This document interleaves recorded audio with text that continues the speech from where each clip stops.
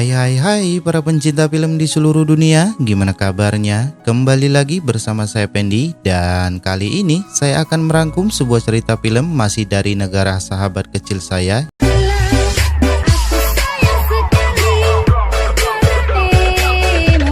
Film yang saya akan ceritain ini merupakan lanjutan video sebelumnya, yaitu The Fable. Jadi agar kalian tidak pusing kalian dengan isi ceritanya, silakan saja kalian tonton part pertamanya. Kemudian untuk linknya ada di deskripsi video ini. Dan tanpa kebanyakan cincong ngebacot di awal, ini dia The Fable The Killer Who Doesn't Kill 2021. Let's go.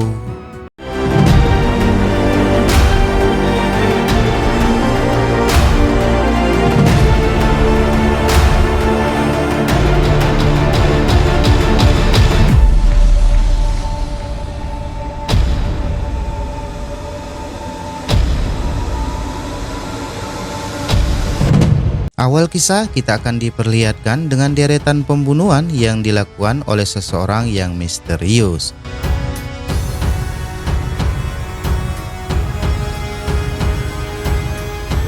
Keesokan harinya di sebuah taman kota terlihat seorang pria yang sedang menerima panggilan telepon. Namun tak diketahui penyebabnya, dia pun juga harus tewas. Di lain sisi, tepatnya di sebuah gedung parkiran, terlihat seorang pria berambut burung lovebird sedang menerima telepon. Dan ketika dia akan pergi menggunakan sebuah mobil, tiba-tiba si Pavel pun datang yang langsung menghabisinya. Namun ternyata di dalam mobil tersebut ada seseorang gadis, dan tanpa sengaja si pria yang dihabisi si Pavel menginjak pedal gas dan si Pavel pun langsung mengejar mobil tersebut untuk menyelamatkan si gadis. Dan tiba-tiba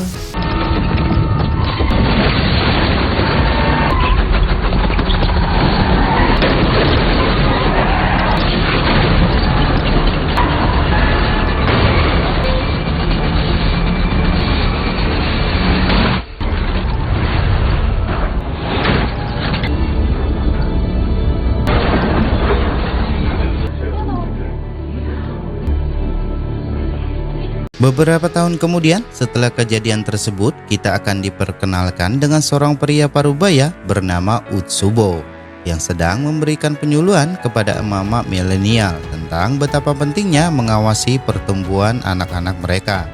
Dan disinilah Utsubo menunjukkan seseorang anak gadis yang ketika kecil jatuh dan sekarang lumpuh akibat kurangnya pengawasan dari orang tuanya. Gadis ini bernama Hinako, nggak pakai Miyako, yang tidak lain adalah wanita yang diselamatkan si Pavel di awal film tadi. Selesai memberikan bacotan kepada emak-emak, Utsubo pun terlihat sangat ramah kepada semua orang, termasuk kepada seorang anak kecil yang berbicara dengan bahasa isyarat. Namun dibalik kebaikan dan keramah-tamahan Utsubo ini, ternyata hanya untuk menutupi semua kejahatannya. Termasuk saat malam harinya, Utsubo pun langsung menyiksa seorang anak remaja untuk meminta uang tebusan kepada orang tuanya. Namun karena orang tuanya si remaja ini belum gajian, Utsubo pun langsung menjadikannya ayam negeri. Dan karena si remaja datang tak diundang dan pulang tak diantar, Utsubo pun langsung menggantungnya di sebuah beko. Selesai melakukan kejahatannya, Utsubo CS pun berkumpul dan habok bareng di kediaman sekaligus markasnya. Yang mana di sini saya akan perkenalkan kepada kalian anggota baru dari komplotan Utsubo ini. Yang bermata empat bernama Isaki, yang berambut panjang bernama Suzuki, tanpa membawa Yamaha, Honda, dan Kawasaki. Setelah itu di sebuah ruangan, Utsubo bersama Suzuki berencana akan balas dendam kepada si Pavel karena dia telah menghabisi rekan Utsubo termasuk adiknya. Dan diketahui di masa lalu, Utsubo ini merupakan target si Pavel yang berhasil meloloskan diri.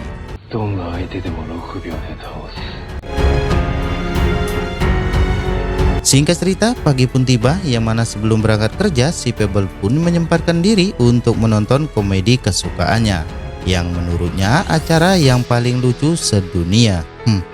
Lucu ke kagak itu mah. Di tempat kerjanya si Pebble, terlihat si Misaki sedang dipuji bos dan Kainuma yang merupakan teman kerjanya karena melihat model baru potongan rambutnya. Namun berbeda ketika si bos meminta pendapatnya si Pebble, dan karena si Pebble jujur polos belum pernah pacaran, dia pun langsung menjawab kalau Misaki mirip sekali dengan ular karang berbisa dari Brazil yang memiliki warna dominan merah, putih, dan hitam. Wadaw, pembunuh kok koclak ya. Di sisi lain, Utsubo dan Hinako terlihat akan pergi ke sebuah acara amal, dan ketika di dalam lift, ternyata Utsubo masih sempat-sempatnya melecehkan Hinako yang tak bisa apa-apa. Selesai menemani Utsubo, Hinako pun menyempatkan diri untuk terapi mandiri di sebuah taman. Dan ketika dia terjatuh tanpa sengaja, si Pebble melihatnya. Yang mana si Pebble yang merasa bersalah saat kejadian di awal film tadi, dia pun berniat menolong dan menyemangatinya. Namun Hinako langsung marah-marah dan langsung meninggalkan si Pebble. Di lain sisi, terlihat Yoko sedang fokus memasak semur jengkol kesukaannya. Dan beberapa saat kemudian, si Pebble pun datang yang meminta Yoko mengingat kejadian 4 tahun yang lalu. Yang mana setelah diingat Yoko, dia pun memberitahu kalau gadis yang ditemui si Pebble di taman kemungkinan besar bernama Hinako, yang diselamatkan si Pebble saat menjalankan sebuah misi menghabisi komplotan sindikat pembobolan gawang. Kembali ke Misaki yang sedang bingung dan kecewa dengan perkataan si Pebble. Namun di balik kekecewaan Misaki ini, ternyata diam-diam Kainuma suka kepadanya. Sampai-sampai foto Misaki memenuhi semua kamarnya. Dan tak hanya itu, dia pun langsung berhayal membobol gawangnya Misaki. Singkat cerita, pagi pun tiba yang mana Utsubo CS pun mendapatkan incaran korban baru, yang tidak lain adalah Kainuma, kerjanya si Pebble dan Misaki. Sementara itu, si Pebble sendiri diminta bosnya untuk menggambar animasi hari Natal karena bosnya baru saja mendapatkan pesanan untuk acara amal. Dan setelah pulang kerja, lagi-lagi si Pebble melihat Hinako yang masih berusaha untuk sembuh dari lumpuhnya. Namun karena Hinako merasa risih dengan kedatangan si Pebble, dia pun langsung meninggalkannya. Ketika sampai di rumah, si Hinako pun memberitahu Suzuki kalau ada seseorang yang sering menguntit aneh di taman. Mendengar hal itu, Suzuki yang merasa iba dan berkewajiban melindungi Hinako, dia pun berencana untuk mencari orang tersebut, yang tidak lain adalah si Pebble. Di lain sisi, Utsubo dan Isaki terlihat berada di dekat kediaman Misaki, yang mana Isaki yang tidak enak hati, dia pun memberitahu Utsubo kalau Hinako selalu bersifat dingin kepadanya. Utsubo pun memberitahu Isaki kalau Hinako telah mengalami masa sulit di saat orang tuanya dibunuh oleh pencuri, dan di saat ini dia hidup cuman untuk balas dendam. Beberapa saat kemudian, mereka berdua pun bertemu Misaki, yang mana mereka berdua menyamar menjadi petugas pembasmi serangga dan kamera tersembunyi. Awalnya Misaki menolak tawaran tersebut, namun ketika mendengar kalau pemeriksaan itu gratis, Misaki pun menjawab, "Oke lah kalau begitu." Keesokan harinya, si Pebble pun masih menyempatkan diri untuk pergi ke taman. Namun alih-alih melihat Hinako, dia pun harus bertemu dengan CS-nya Yamaha. Yang mana karena Suzuki takut kenapa-kenapa dengan Hinako, dan tanpa banyak basa-basi, Suzuki pun langsung menempelengnya menggunakan kaki. Wadaw. Beberapa saat kemudian, si Pebble pun sudah terlihat di tempat kerjanya, yang mana dia langsung menyerahkan gambar animasi permintaan bosnya kemarin. Namun koplaknya di sini, ketika Misaki dan bosnya melihat gambar tersebut, mereka pun malah menertawakannya. karena si Pebble membuat gambar tersebut semalaman. Setelah itu, si Pebble pun ditugaskan bosnya untuk mengantarkan sebuah pesanan. Kembali ke Utsubo dan Isaki yang sedang melihat rekaman kamera tersembunyi di rumahnya Misaki. Dan tak lama kemudian, si Pebble pun datang untuk mengantarkan pesanan untuk Utsubo. Dan tanpa sengaja, si Pebble pun melihat Hinako. Yang mana Utsubo yang menyadari kalau mereka saling kenal, dia pun langsung mempersilahkan masuk. Disinilah si Pebble pun menjelaskan kalau dia bukanlah mesum, melainkan berniat membantu dan menyemangati Hinako. Mendengar penjelasan tersebut, suasana pun menjadi mencair. Ditambah lagi ketika si Pebble meminum teh panas dan...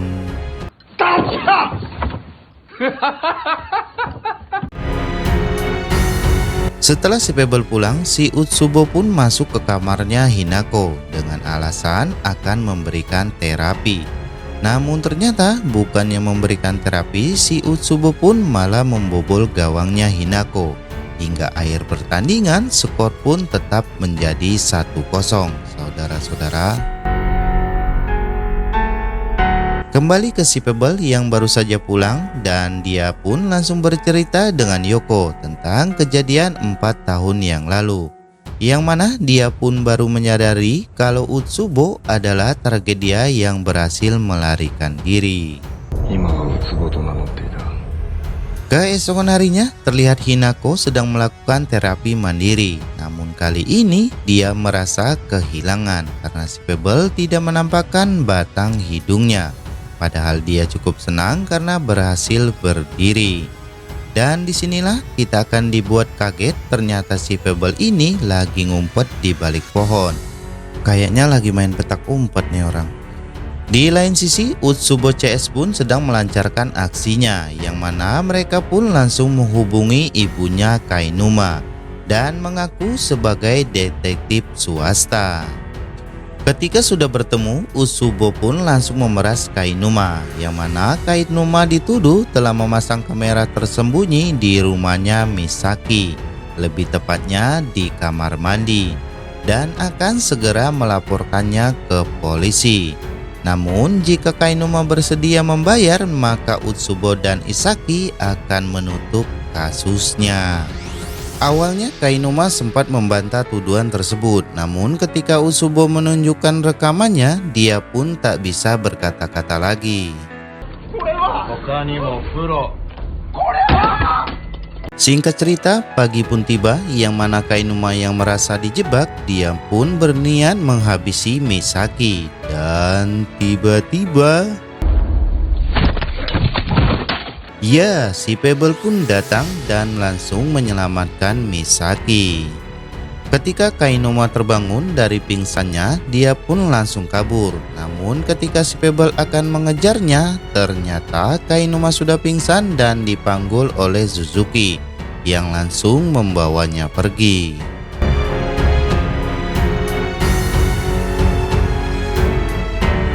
Di perjalanan, Suzuki menghubungi Utsubo bahwa aksinya diketahui oleh si Pebble, dan disinilah Suzuki berjanji akan menghabisi si Pebble sebelum ada campur tangan pihak berwajib. Namun dalam percakapan Utsubo dan Suzuki, tanpa sengaja diketahui si Hinako. Di sebuah parkiran, Suzuki bertemu dengan Isaki, yang mana Suzuki meminta Isaki untuk membawa Kainuma ke bukit dan mengawasinya. Sementara itu, Suzuki sendiri akan mencari si Pebble. Beberapa saat kemudian, tanpa sengaja Suzuki pun bertemu dengan si Pebble, dan karena situasi tidak memungkinkan, dia pun mengurungkan niatnya. Namun disinilah si Pebble nyamperin Suzuki dan meminta dia untuk mengembalikan Kainuma 1 kali 24 jam. Dan jika tidak, maka si Pebble akan membuat kekacauan yang tak pernah dibayangkan oleh Suzuki.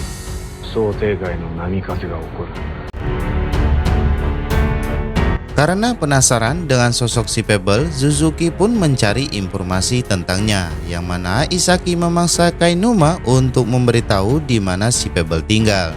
Dan mereka pun kaget setelah mengetahui kalau si Pebble ini tinggal di asrama milik geng Maguro.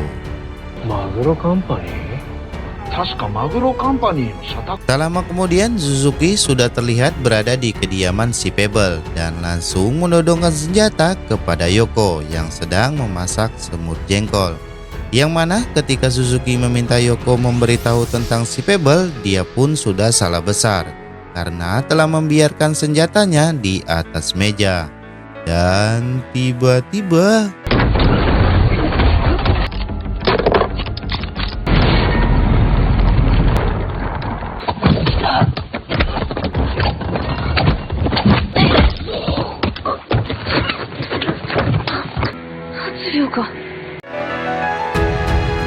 kembali ke Isaki yang sedang kebelet pipis, namun di saat itulah Kainuma keluar dari mobil dan tanpa sengaja Isaki pun melindas Kainuma yang ternyata bersembunyi di bawah mobilnya.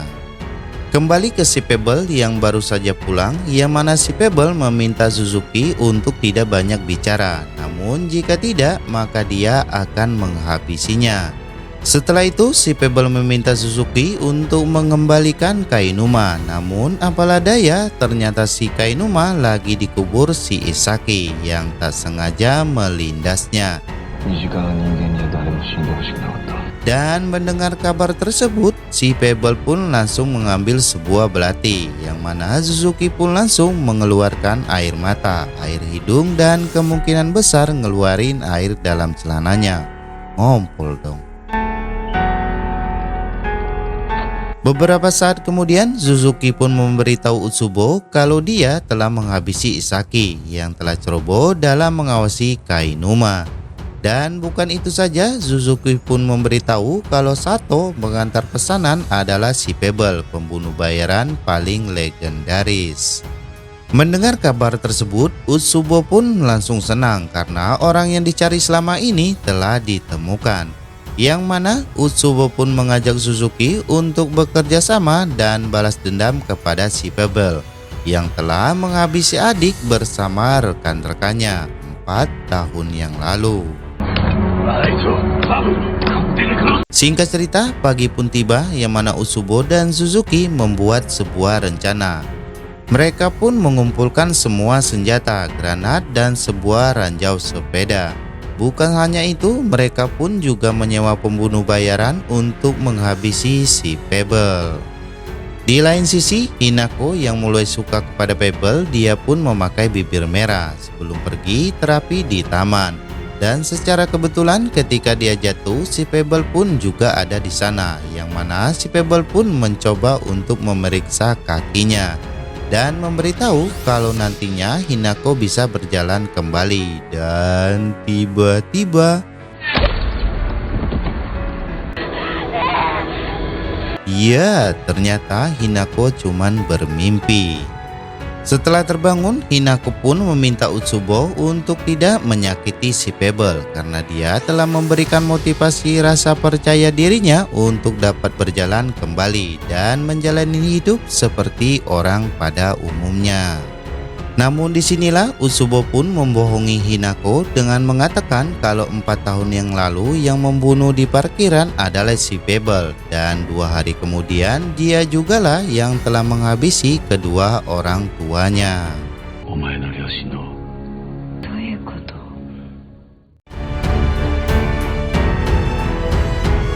Keesokan harinya, Utsubo pun memberikan sebuah pistol kepada Hinako untuk berjaga-jaga. Dan sebelum pergi, Utsubo pun menyempatkan diri untuk menemui anak kecil yang di awal film tadi, yang ternyata adalah sebagian dari rencananya. Di perjalanan, Utsubo pun langsung menghubungi si Pebble, yang mana Utsubo meminta si Pebble untuk datang ke markasnya 1 jam lagi dan membahas masa depannya Hinako. Yang mana Yoko sendiri melarang si Pebble untuk datang karena dia sudah bisa menebak kalau Utsubo itu telah menjebaknya. Namun di sini si Pebble pun kekeh untuk pergi karena Hinako merupakan tanggung jawabnya. Dan pada akhirnya karena Yoko khawatir dengan si Pebble, dia pun bersedia menemaninya. 分かってたお兄ちゃん一人行かせられないでしょ。 Singkatnya, si Pebble dan Yoko pun sampai di markasnya si Usubo, yang mana dengan gaya santainya sembari nguap, si Pebble pun langsung masuk. Namun ketika dia akan membuka pintu, tiba-tiba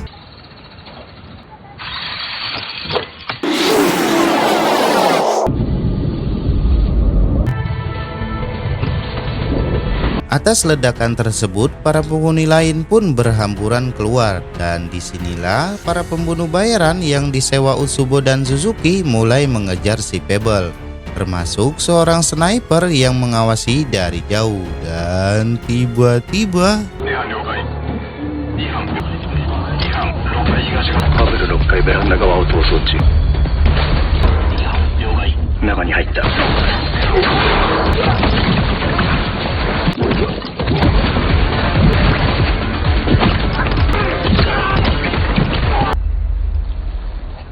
Tak lama kemudian, si Pebble pun mendapatkan telepon dari Usubo yang memberitahu kalau ada seorang anak kecil di kamar 3108 yang membawa bom yang harus diselamatkan. Dan tanpa banyak basa-basi kebanyakan mikir, si Pebble pun langsung ke atas gedung kembali dan そのまま仕留めろ。3階の足場西側だ。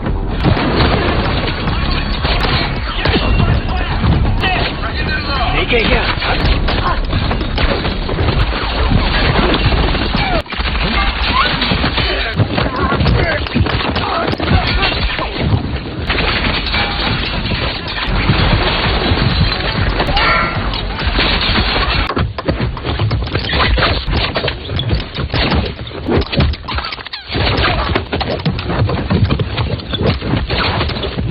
Di saat si Pebble sudah kesulitan melawan semua pembunuh bayaran, untung saja si Yoko pun langsung datang, yang langsung menghabisi sniper bersama rekannya. Dan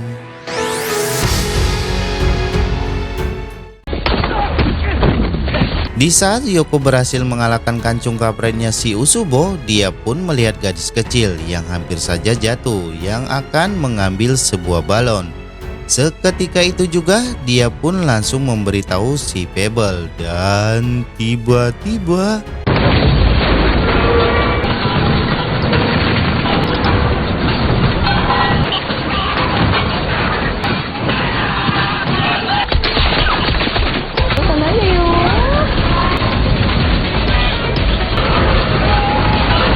setelah diselamatkan, ternyata isi tas yang dibawa si gadis kecil itu hanyalah permen. Dan agar si gadis tidak ketakutan, si Pebble pun langsung menghiburnya. Hai.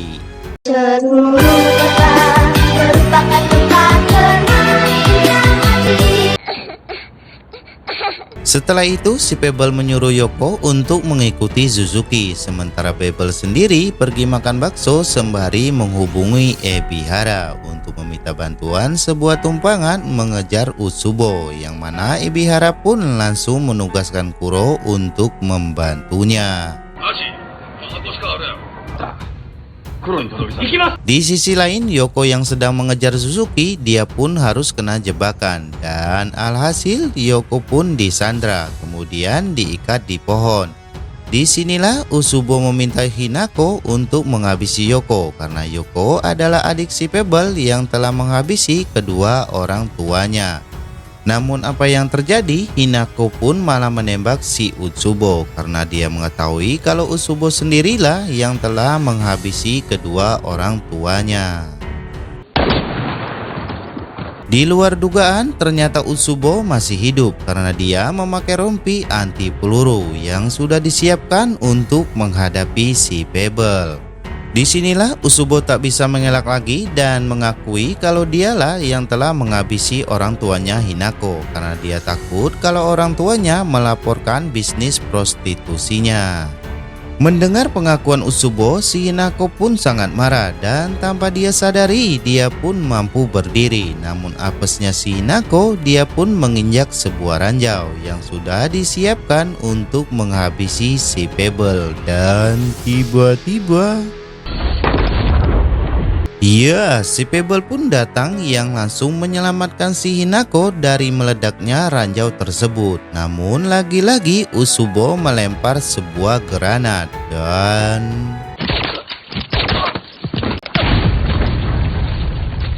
Melihat pengorbanan besar yang dilakukan si Pebble untuk Hinako, si Suzuki pun langsung berpindah haluan untuk menyelamatkan si Hinako dari ranjau tersebut. Yang mana si Suzuki pun menggunakan keahliannya dalam mengoperasikan sebuah beko, sementara si Pebble akan menarik kakinya si Hinako. Dan tiba-tiba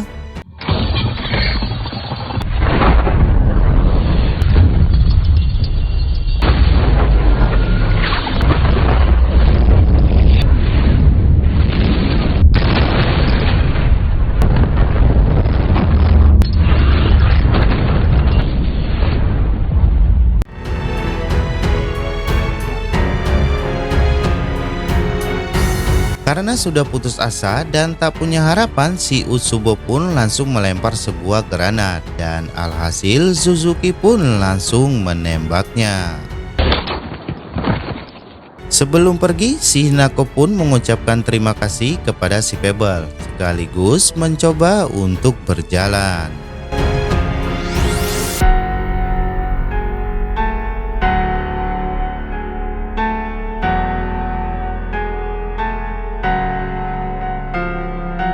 Beberapa hari kemudian, si Pebble pun sudah terlihat kembali bekerja, yang mana dia langsung memberikan hasil gambarnya untuk pesanan hari Natal. Dan di saat malam harinya, dia pun mendapatkan surat dari Hinako yang berjanji akan menemui si Pebble lagi jika dia sudah bisa berjalan lagi. Dan setelah itu, film pun tamat. Dari keseluruhan cerita film ini, menurut saya pribadi cukup menghibur dan nilai positif yang bisa kita ambil bahwa usaha dan kerja keras yang kita lakukan tidak akan mengkhianati hasil. Namun jika sudah berusaha dan bekerja keras hasilnya begitu-begitu saja, itu namanya takdir. Akhir kata, saya dan para kodok yang lagi galau nunggu hujan mengucapkan banyak terima kasih dan sampai jumpa kembali di video selanjutnya. Bye-bye.